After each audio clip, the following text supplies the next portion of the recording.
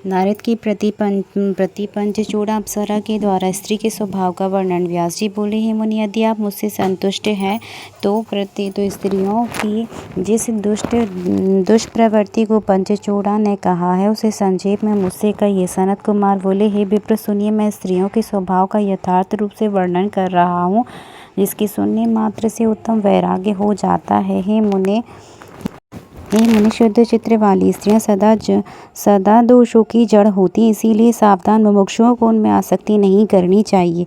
इस विषय में व्यभिचारिणी पंचचूड़ा के साथ नारद जी के संवाद रूप इस प्राचीन इतिहास को लोग उद्धार करते हैं। पूर्व काल में संपूर्ण लोकों में विचरण करते हुए बुद्धिमान देवर्षि नारद ने सुंदरी बाला पंचचूड़ा नामक अप्सरा को देखा। मुनिश्रेष्ठ नारद ने सुंदर बाहों वाली उस अप्सरा से पूछा, हे सुमध्य में, मेरे मन में कुछ संदेह है, तुम उसे बताओ। इस प्रकार पूछे जाने पर उस श्रेष्ठ अप्सरा ने विप्र नारद जी से कहा, यदि आप मुझे उसके योग्य समझते हैं और कहने में समर्थ हुई तो आपके प्रश्नों का उत्तर दूंगी। नारद जी बोले, हे बद्री, मैं तुम्हें किसी ऐसे कार्य में प्रवृत्त नहीं करूंगा जो तुम्हारी जानकारी से बाहर हो। हे सुमध्य में, मैं तुमसे स्त्रियों के स्वभाव को सुनना चाहता हूँ। सनत कुमार बोले, हे व्यास जी, देवर्षि का यह वचन सुनकर श्रेष्ठ अप्सरा मुनीश्वर देवर्षि से कहने लगी। पंचचूड़ा बोली, हे मुनि, कोई स्त्री सती नारी की निंदा नहीं कर सकती है। जो स्त्रियां स्वभाव से जिस प्रकार की होती हैं उसके विषय में आप जानते ही हैं।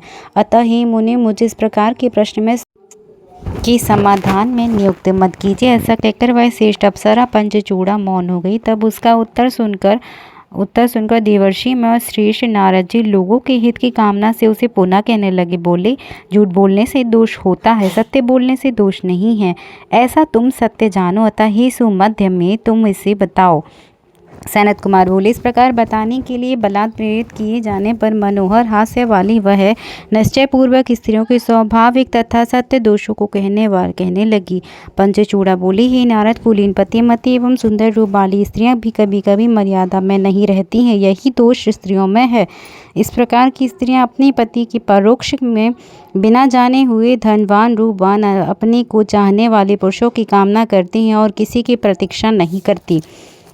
हे प्रभु, हम जैसी स्त्रियों का यह एक बड़ा बुरा धर्म है, जो कि हम लज्जा छोड़कर अन्य पुरुषों का भी सेवन करती हैं। जो मनुष्य स्त्री को चाहता है उसके समीप जाता है और थोड़ा भी उसकी सेवा करता है, उसे स्त्रियां चाहने लगती। बिना मर्यादा वाली स्त्रियां मनुष्यों के कामलोलुप न रहने से एवं पति आदि के भय से ही अपने पतियों की मर्यादा में रहती हैं। इसके लिए अमान्य कोई नहीं है और ना तो इसके लिए अवस्था की कोई निश्चय है। ये स्वरूप तथा कुरूप किसी भी प्रकार के पुरुष का सेवन कर लेती हैं। ऐसी स्त्रियां ना भय से, ना आक्रोश से, न धन के निमित्त, न जाति कुल के संबंध से ही पतियों के वश में रहती हैं। ऐसी स्त्रियां विवाहावस्था में इच्छानुसार वस्त्र आभूषण प्राप्त करने वाली व्यभिचारिणी स्त्रियों के साथ भी अभिलाषा करती हैं। जो प्रिय स्त्रियां सर्वदा बहुत सम्मानित होकर रखी जाती हैं, वे भी कुबड़े, अंधे, मूर्ख, बौने, लंगड़े मनुष्यों पर आसक्त हो जाती हैं। हे देवर्षि, हे महामुने, संसार में अन्य भी जो निंदित पुरुष हैं उसमें कोई भी ऐसी स्त्रियों के लिए गम्य नहीं है। हे ब्राह्मण, स्त्रियां यदि किसी प्रकार पुरुषों को प्राप्त नहीं कर पाती तो वे आपस में भी आसक्त हो जाती हैं, परंतु अपने पतियों के वश में नहीं रहती। पुरुषों के प्राप्त न होने से, परिजनों के भय से और वध बंधन के भय से भी वे स्त्रियां कामना रहित हुआ करती हैं। चंचल स्वभाव वाली तथा बुरी चेष्टाओं वाली स्त्रियां भावुक होने के कारण बुद्धिमान पुरुष के द्वारा भी दुराग्रह ही होती हैं। वे तो केवल संयोग से ही अनुकूल हो सकती हैं। हे मुने, जिस प्रकार आग काष्ठों से तृप्त नहीं होती, समुद्र नदियों से तृप्त नहीं होता, काल सभी जीवों से तृप्त नहीं होता, उसी प्रकार स्त्रियां भी पुरुषों से तृप्त नहीं होती। देवर्षि, यह एक विशेष बात है कि पुरुषों का अवलोकन करने पर असती स्त्रियों के अवयव बृहल हो जाते हैं। सुगंध का लेप किए हुए एवं अच्छी तरह स्नान किए हुए निर्मल पुरुष को देखकर पानी से भरी मशक के समान स्त्रियों में आंगिक विकार परिलक्षित होने लगते हैं। दुष्ट स्त्रियां तो इच्छाओं की पूर्ण करने वाले और मान देने वाले, संतावना प्रदान करने वाले तथा रक्षा करने वाले प्रिय स्वामी के भी वश में नहीं रहती हैं।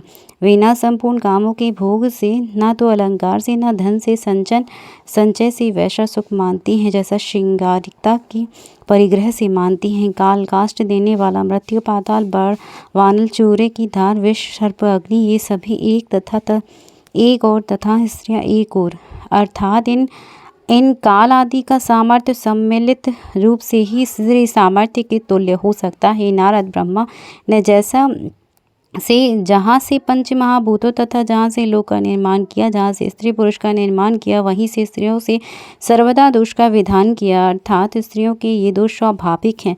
सनत कुमार बोले, उसका वचन सुनकर नारद जी प्रसन्नचित हो गए। उसकी बात सत्य मानकर स्त्रियों से विरक्त हो गए। हे व्यास, इस प्रकार मैंने पंचचूड़ा द्वारा कहे गए स्त्रियों के स्वभाव को आदरपूर्वक आपसे कह दिया, जो वैराग्य का कारण है। अब आप और क्या सुनना चाहते हैं? जय जय श्री महापुराणी। हर हर महादेव, हर हर महादेव, हर हर महादेव।